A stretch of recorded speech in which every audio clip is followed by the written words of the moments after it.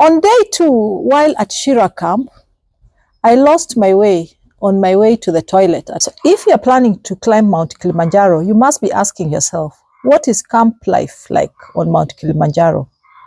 Have you been on a camping expedition before? If this is your first time, I think there are a few things you need to know. First of all, your camping life will depend on which route you take. There are some routes where you sleep in tents, and there are other routes where you sleep in bandas, which are actually dormitories. In this video, I'll be sharing an account of my experience on a tent route. I climbed Mount Kilimanjaro through Machame Gate, which is a tent route.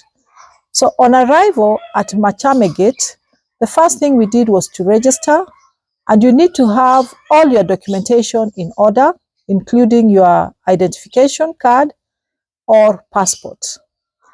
And then it is at this point that your service provider or the company you're going with can assist you to clear a bit faster at the gate. After clearance at the gate, we began the trek through the rainforest. Depending on the time you leave Machame Gate, you'll arrive in the first camp, which is Machame Camp, at about 5 p.m. My group arrived from 7 p.m. as we were one of the last groups to be cleared at Machame Gate. Personally, I reached Machame Camp at 8 p.m. The first thing you do when you arrive at the camp is to register. It is in your interest that you register at the ranger's office. Should an emergency occur, and actually they do occur, you need to be correctly, fully, or duly registered. And registration will happen every time you arrive at a new camp. Once you've registered, you'll find that your tent has been set up and your porter's bag and your other luggage is in your tent. At this point, you'll be brought warm water for freshening up. So when you hear maji maji, it means water, water, or you'll hear wash wash, it's time to wash. Just freshen up after registration before you do anything else. So coming soon is a video on bathing or how you freshen on Mount Kilimanjaro. After freshening, you will rest till dinner time. And then after resting, you'll proceed to have your dinner. After dinner, before you leave the mess tent, there'll be a briefing on the program or the schedule for the next day. Please use this opportunity to get hot water for your hot water bottle to keep you warm in the night, and a tea flask in case you may want to take some tea in the night or in the morning before breakfast. At this point, the group is then dismissed for the night. And remember, for you to sleep comfortably, you need to have freshened, changed your clothes, and removed your hiking boots. Details of the sleeping gear that you will need on Mount Kilimanjaro is in the packing video. You're expected to wake up at 6 a.m. Personally, I'm an early riser, so I would be awake as early as 5, and I'd use this time to meditate, pray, and even use the toilet before 6 a.m. Because at 6 a.m. you may find a line or a queue has formed at the toilet. On day 2, while at Shira camp, I lost my way on my way to the toilet at 5:30 a.m. If you're enjoying this video, please like, comment, and subscribe to my channel so that more people can get to see this video. I struggled to find my way back, and I was afraid I would be going round in circles until 6 a.m. However, I found it good and maybe wise to ask the waiters who are laying a breakfast table nearby. So they were able to guide me, and I found my way back to my tent. Lesson learned. Every time you arrive at a new camp, memorize the route to the toilet. I made sure I memorized the route to the toilet for every new camp to avoid a repeat of the same. So 6 a.m. is the official waking up time, and at 6:10, a porter will bring you water So you'd probably hear maji maji or wash wash. So this is the time for you to wake up and freshen. And also it's by doing this that they ensure that everybody is awake so that we are all able to leave the camp on time. So you're expected to complete your freshening up process by 6:45 a.m. in the morning. At this point, you then proceed to the mess tent to have your breakfast. And it's also during breakfast that you refill your water bladder. And for the trek for the day, you need about 2 to 3 liters of water. And to also help you, it will be advisable to mark your water bladder with a permanent marker, since they look almost the same and you don't want it getting mixed up. As you leave your tent, please leave all your items packed and carry the day pack with you. When you leave your tent to go for breakfast, the porters will come to bring down your tent. And as you go for breakfast, you need to dispose any garbage or rubbish you generated in the common dustbin at the mess tent. So don't leave your garbage or rubbish in the mess tent or in the sleeping tent. Make sure you dispose of it in the common dustbin at the mess tent. As you take your breakfast, the porters will bring down your tent.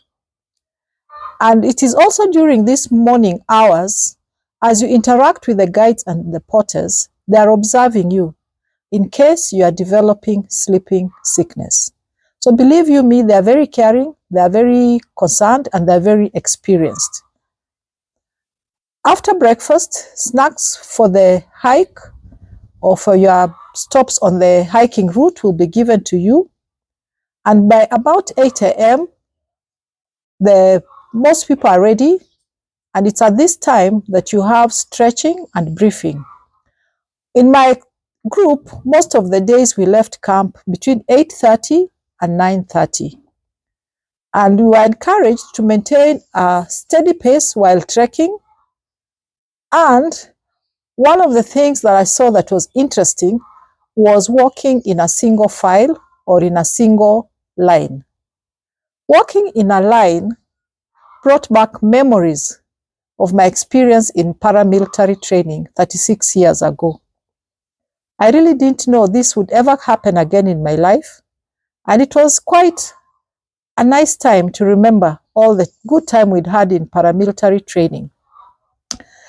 So, the best strategy for summiting Kilimanjaro is to walk slowly, or what they tell you as pole pole, which is Kiswahili for slow, slow. And believe you me, just be slow, you will get there. Slow and steady wins the race to climb Mount Kilimanjaro. So you will continue trekking to the next camp. When you arrive at the next camp, the cycle repeats. If you've climbed or camped on Mount Kilimanjaro or any other mountain, please share your experience in the comment section below. So I want to give you some tips for surviving, or better still, thriving on Mount Kilimanjaro. As you go higher, the ground becomes slopey. So this means even your tent will be set up on slopey ground. That is an incline. Sometimes the incline can be 80, 70, or even 60 degrees. This means as you try to sleep, you'll be sliding downwards. To help you not slide out of your tent or slide to the end of or the bottom of the tent, put your porter's bag at your feet. Then this way it will stop you from sliding and you'll be able to sleep better. Tip number 2, sleep with your electronic gadgets inside your sleeping bag so that they don't lose power. Because if they sleep in the open, they will quickly lose power. Also, carry an extra pair of batteries for your headlamp. Please carry the headlamp that uses dry batteries and not the one where you recharge the battery. Because my previous experience on Mount Kenya, which is in a different video, my headlamp that was rechargeable went off. However, on Kilimanjaro, when I used the dry batteries, I never had even one incident of my headlamp going off. Tip number 4, Master the geography of the camp immediately on arrival. The key places you should not have any doubt of where they are, or you must know their location easily, are the ranger's office, the toilet, and where your group is camping. With these three, you'll have a comfortable stay in the camp to avoid getting lost. Tip number 5 is that all Kilimanjaro camps have internet. The internet is slow, but it's enough to communicate with your loved ones back home. So you really do not need to buy Wi-Fi. However, if you want to buy Wi-Fi, you can buy it at the ranger's offices, but this is not necessary. Just move around, you'll be able to get internet, or just give it time. The messages you send via WhatsApp will eventually be delivered. If in doubt, ask your guides which is the best spot in the camp where you can get internet. They are very experienced and they use it all the time. They will be able to assist you. Please suggest some tips for surviving or thriving while you camp on Mount Kilimanjaro. What are the camps on Mount Kilimanjaro like? The tent camps are basically the same. They have two main features that are permanent. We have the ranger's office or house, and we have the toilets. And in this case, the toilets are actually pit latrines, or what some call outhouses. The camps are vast grounds that stretch for kilometers or miles. So they are actually like small towns. These small towns or camps are almost empty by 10 a.m. Then they start coming up again in the afternoon. We'll find that the camps are practically towns that appear in the afternoon, are vibrant in the evening, quiet in the night, and then disappear in the morning. The average stay in a camp is 12 to 15 hours, except for base camps, the Kosovo and Barafu camp, where the average stay is 18 to 24 hours. In order to enjoy your tent life on Mount Kilimanjaro, it's important that you prepare well. To help you prepare, I've provided other videos. Watch my other videos that will help you to survive and thrive on Mount Kilimanjaro.